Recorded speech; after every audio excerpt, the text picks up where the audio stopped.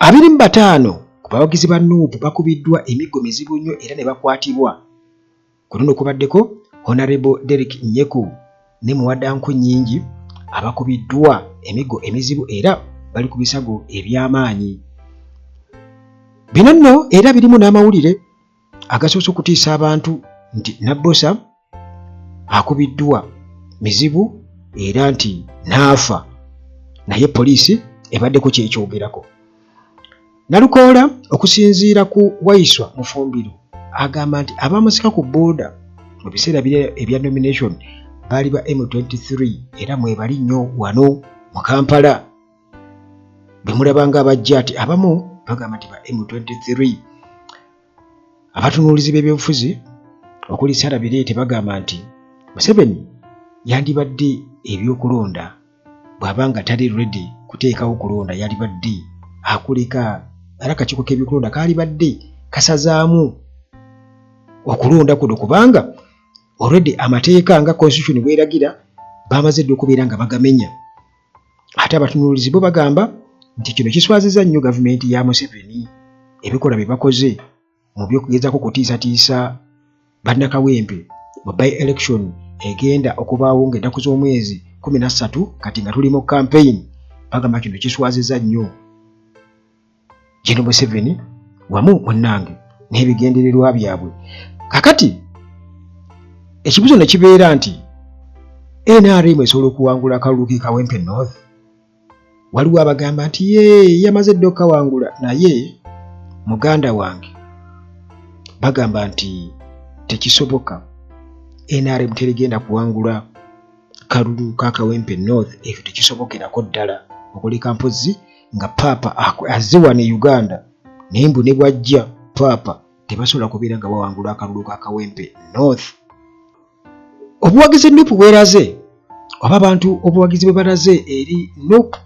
e Kawempe buleetedde bana NRM abamu okutandika okubeera nga bagamba nti abantu basomba basombe nga Muhoozi bw'akola Regional Museveni. Ate munnange Joel Ssenyonyi ayambalidde muna NRM omukyala omukulu agamba nti aba NUP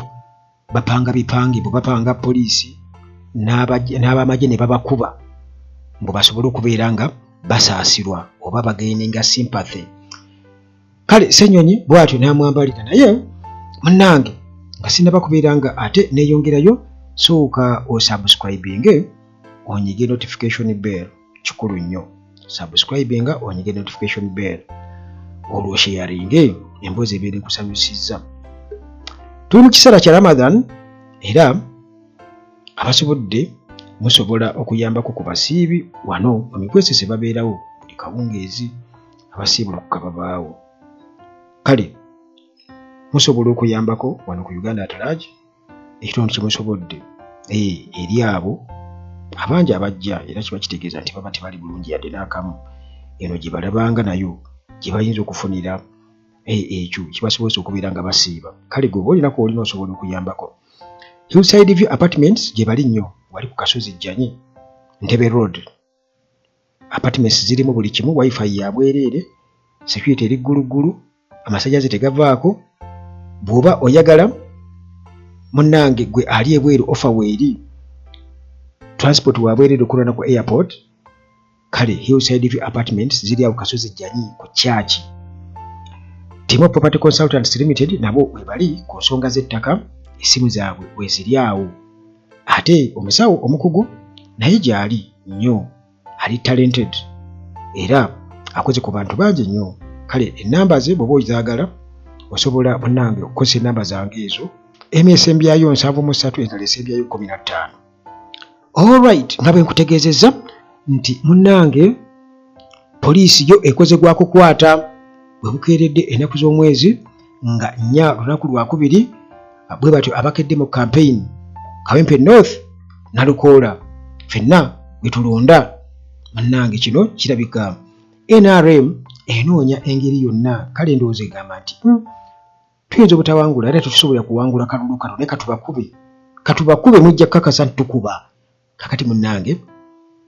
25 bakwatiddwa aba National Unity Platform bakwatiddwa era nti bano ekibakwasizza mbu kukyankalanya traffic wamu mbu n'okwonoona emmotoka za poliisi. Kati Uganda Police Deputy Spokesperson ASP Luke Oweyesigire alangiridde nti abantu 25 ab'ekibiina ekya National Unity Platform bwe batyo bakwatiddwa era bali mu bigo wa mitayimbwa era nga bwe batyo bagenda kusimbibwa maaso g'omulamuzi mu kkooti babitebye. Bw'atyo abadde ayogerako eri bannamawulire wali ewandege ya Police Post lunaku lwakubiri kugambye mwezi gwa kusatu ennaku z'omwezi 2025 Oweyesigire bw'atyo n'agamba nti abawagizi ba NUP abakwatiddwa ku Mande bakwatiddwa okulinaana Makerere Kavule nti bano munnange bwe batyo bakyankalanyiza traffic, entambula y'emmotoka n'abantu era nti bakutte amayinja abamu omusango gwe babavunaana mu kukwata amayinja ne bakuba emmotoka za poliisi kakati era atugamba nti mwabo bagenda okusimbibwa mu maaso g'omulamuzi mbu kuliko ababaka babiri aba Parliament Derek Nyeko owa Makindye East okukosa ne Muwada Nkonyengi owa Kyaddondo East era nti bano munnange bo bakyali mu kaduukulu era balinze kubeera nga batwalibwa mu kkooti. Oweyesigire era bw'atyo n'asambajja eŋŋambo ezibadde zitambula ku social media ezibadde zigamba nti omuwagizi wa NUP omu yakubiddwa emiggo na Bbosa nti munnange obulumi bumuyinze n'afa bw'afiiridde mu kaduukulu. Olwo n'avaayo n'akiralifayinga n'atangaza ku nsonga eyo n'agamba nti ezo eŋŋambo nfu, ng'agamba nti bonna abaakwatiddwa bakyali balamu era bagenda kubeera nga batwalibwa mu kkooti. Agatha Ataire naye yakakasizza n'agamba nti kituufu Nabbosa gy'ali kubanga baagenzeeyo ne munnamawulire munne omu tebasobodde kubeera nga balaba Nabbosa mu buntu naye babakakasizza nti kituufu gy'ali mulamu baamuwadde painkillers era mu kitabo ne bamulaba ng'erinnya limu eriri nga omu ku abo abali mu kaduukulu. Kakati Oweyesigire agamba nti omuwagizi wa NUP yenna alina obujulizi era akakasa nti baamukutte mu bukambwe nga bamukuba abasekurity nga bamukuba mbu alina okukola ripooti alina okuripootinga incident eyo ku poliisi. Agamba nti allegations eza brutality all suspects have the right to be not to be tortured nti basuspects balina ddembe lyabwe obutatulugunyizibwa era agamba nti okwesa eryanyi erisusse security agencies nti oba bibakola byonna nga bakozesa eryanyi mu kutulugunya oba mu kukwata omuntu mu ngeri etakkirizika nti okukuba kumenya mateeka nti era abo bonna abagamba nti baatulugunyiziddwa babakutte ne babakuba emiggo balina okubeera nga baripootinga ku ofiisi zaabwe nga bo abapoliisi era nti bagenda kuwulirwa. Oweyesigire bw'atyo bw'agambye obutambi olwedde weebuli ate nga poliisi olwedde yakakasizza nega nti mbu olwedde kati bano bagaa nti babakutte bakyankanya trafiki okukosa n'okkuba emmotoka za poliisi amayinja negye twalabye obutambi nga abajjaati babasikayo na busisi bannaabwe mu bantu nga bo babalumba be bakuba. Kakati munnange buli mundi gwakubiri nga aba NUP bakulashinga ne security agencies omundi ogwasooka ku nomination day era nga eno Nalukoola yakubwa nnyo. Kale munnange Kawempe ebyayo byo bikyali bizibu ddala era ababaka Honorable Derek Nyeko wamu ne Muwada Nkonyengi nabo bakubiddwa kutegeeza bakubiddwa nnyo. David Lewis Rubongoya n'ebifaananyi byabwe bw'atyo abisharinze ku mutimbagano nga bali mu kaduukulu era munnange bino bibaddeyo ku makya lunaku lwakubiri ennaku z'omwezi 4 era David Lewis Rubongoya agenze ku wali ewandege ya police station era eno abawagizi ba NUP bangi nnyo basibiddwa era nga bano bali ku misango egitategeerekeka okusinziira ku David Lewis Lubongoya Secretary General NUP, era nga ye agamba nti baba bakwatiddwa mu bukyamu. Okusinziira ku Lubongoya agamba nti abasukka mu 20 abagizi ba NUP be batyo baba piikinzi oba babasanze wali ku gate eya ekibiina kya NUP wali Makerere Kavule. Abasirikale aba Anti-Terrorism Task Force abajjat bwe batyo bajjidde mu mmotoka ne babakwata ku kifuba ne babakuba ne babasuula ku zikabangali zaabwe ne babatwala ne babasuula ku police station. Just kibadde bwe kityo, siga nti oba babasanze bakola ki, oba baleekaano oba fujjo oba bakuba ki, nedda. Wabula abajjati bazze buzi ne babasalako wali ku kirebe kyabwe e Makerere Kavule, era ne babakwata ne babasuula ku zikabangali zaabwe yogayoga ku police station ne babakasuka awo. Kakati mwabo abakwatiddwa Honorable Nyeko Derek, Honorable Mwada Nkonyenje, Asega Habibu, Nabosa Prosi Mokisa ono abadde agambibwa okuba nti nno yafudde, naye poliisi tukakasizza ne munnamawulire Agatha Athaire naye nakakasa nti no kituufu Nabosa Prosi gyali mulamu. Omulala ye Olivia Katende, waliwo Mayega Ronald ne Namuli n'abalala bangi nnyo. Kati reports ziraga nti bangi ku bano bali mu bulumi obutagambika era nti beetaaga obujjanjabi obw'amangu okusinziira ku biwundu ebibatuusiddwako. Jjukira nti abasajja balina buli kimu, balina batuuni, balina zisolido. Oyinza okwesanga nga n'ezimu batuuni ziriko obuuma nga babakuba nti golaba ayambadde gloves, kumbe ziriko obufumita, ziriko obuuma, tukupe ekikonde oba akutema bw'ati nga judo, nti ogiwulira nga akutemye bwakwata bw'ati mu lubuto n'anyiga, oba kutte jeeke muganda wange atwaliramu n'ennyama n'anyiga, bakuwulira okaaba wuwi nga kumbe omusajja akole bubi nga bwe baakola Erias Lukwago. Kakati Lubongoya bw'atyo agambye era avumiridde obukambwe obukozeseddwa mu kukwata abawagizi ba NUP abo, n'agamba nti teri yadde n'omu ku abo abakwatiddwa alina omusango gwe yazizza. Era munnange n'ategeeza nti already ttiimu ey'abannamateeka eya NUP yabakanye dda n'omulimu ogukubira nti nno bataasa abantu baabwe. Kale munnange ekyo abantu bamaze okubeera nga bakitegeera byonna ebyo nga beewuunya lwaki. Kakati mu mbeera y'emu wabaddewo amawulire okuva ku Waiswa Mufumbiro, yagambye nti abaakwata Nalukoola luli ne bamusika ku bodaboda ne bamukuba, bano bateeberezebwa okubeera nti ba M23, abayeekera ba M23. Era ne wano mu kukuba abantu amasasi mu kwekalakaasa 2 mujjukira okwekalakaasa okwali okutegeka obutegesi, era obusajja obwo wabulabanga ddi mutuufu bweri. Kakati munnange Waiswa Mufumbiro agamba nti ebyaliwo nti Nalukoola nti baamusika ku bodaboda, abasajja ne bamukuba wansi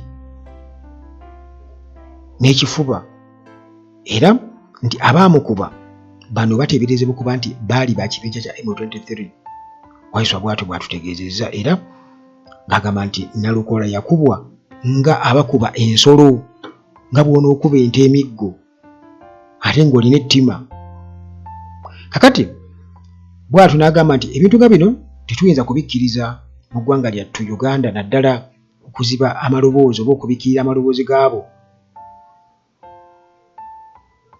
aboogera ensonga oba ebibaluma, era nti dino oba buba bulalu bwennyini gavumenti bwegezako okubeera ng'eteeka ku bantu. Kati n'ayongerezako n'agamba nti ebikolwa ng'ebyo tebikkirizibwa naddala mu democratic process. Era bw'atyo agamba nti okuteeka amagye mu kalulu k'e Kawempe kino munnange kiragidde ddala nti waliwo ekigenda mu maaso. Bakwata abanupu abambadde ovulo, ate nga zino ovulo muganda wange tezibaako kyambalo ky'amagye nga bo bwe babitebya nti kyambalo ky'amagye. Kakati munnange ng'ebyo bikyali awo kubanga Waiswa Mufulira bagambye nti leero lwammwe naye enkya mwinnange muyinza okwesanga nga ati namwe bibakyukidde. Kakati Sarabireete naye yabaddeko ensonga era bw'atyo yasabye akakiiko k'ebyokulonda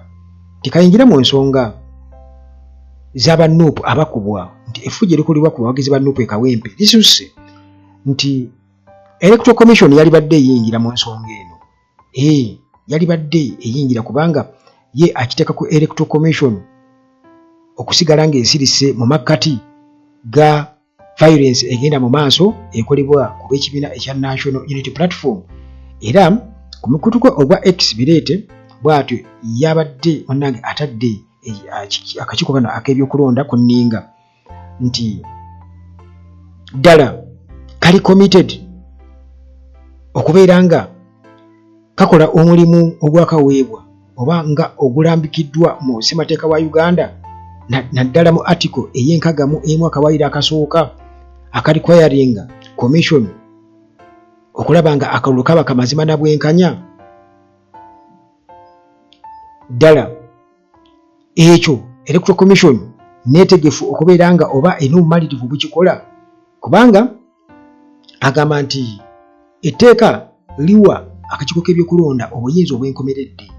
nti akakiiko kasobola n'okwongezaayo okulonda oba okukusazaamu singa wabaawo ebitatuukiridde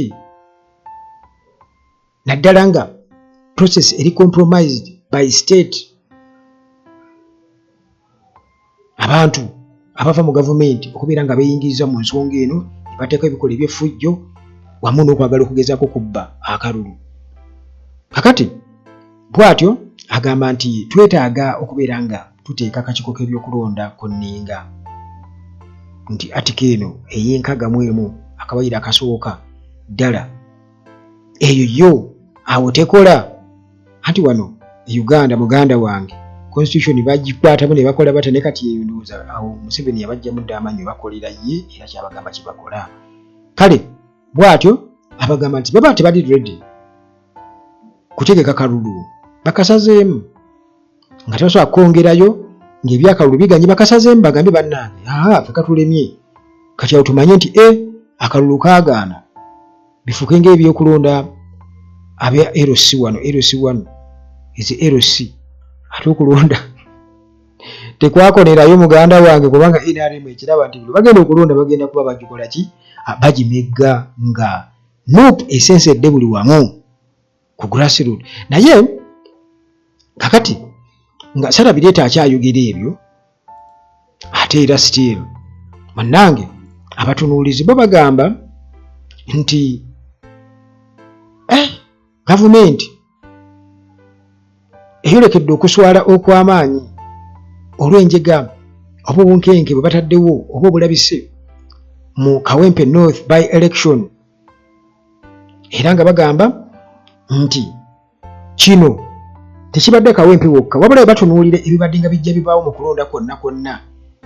gwe bityo bibadde nga bijja biba naddala bwe kituuka ku kusuppressinga ab'oludda oluvuganya wano mu Uganda. Kakati munnange nti bino biba bigendereddwamu kukyankalanya wamu n'okutiisatiisa abawagizi ba opposition. Kakati okuyiwa amagye amangi bwe gatyo n'obukodyo obwo bwonna bwe bakozesa bwe bajja nga bakozesa okubeera nga bamanipulatinga babateekawo embeera enzibu ennyo mu kulonda nti bimanyikiddwa era bibadde nga bijja birabibwa mu bululu bwonna obubaddengawo era nga bagamba nti Museveni ne gavumenti ye bo munnange tebawangulangako oba oli awo kalulu kubanga buli kalulu konna konna babba kabbe okusobola okweremeza mu buyinza. Kati ebibadde Kawempe oba ebiri e Kawempe bino munnange bituulira ddala mu katiba k'ebyo ebibadde nga bijja bibaawo nga obululu bwonna bubaamu interferences bugamba amagye gabiyingiramu ne gakola emivuyo egitagambika. So nno ate juzi be baali basaba ssente mu Parliament tebagenda kuuma kalulu 226 naye ndowooza tumaze okubeera nga tukiraba ssente basaba zaaki kati emyaka egiweeredde ddala yebadde empisa zaabwe nti buli opposition olwegaininga ground kasite egaininga ground alonga nga state yo kyekola